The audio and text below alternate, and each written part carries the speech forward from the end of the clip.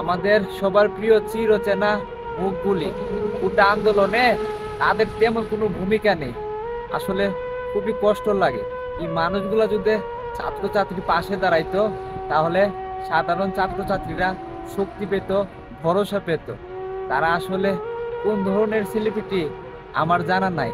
তারা শুধুমাত্র বন্যাত্র মানুষের পাশে দাঁড়ায় দাঁড়ায় ফেসবুক লাইভে আইসা বলে, ভাই আপনারা প্রবাসে যারা আছেন, যে যেভাবে পারেন প্রবাসী ভাইয়েরা আপনারা টাকা পয়সা দিয়া এই মানুষগুলাদের পাশে দাঁড়ান।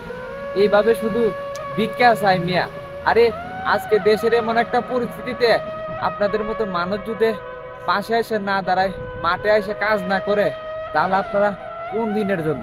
বন্যার্ত মানুষের পাশে দাঁড়ানোর জন্য কোথাও আগুন লাগলে ওই সময় পাশে দাঁড়ায় প্রবাসীদের কাছে ভিক্ষা চাওয়ার জন্য, এই জিনিসটা তো আপনাদের কাছ থেকে আশা করি না ভাই।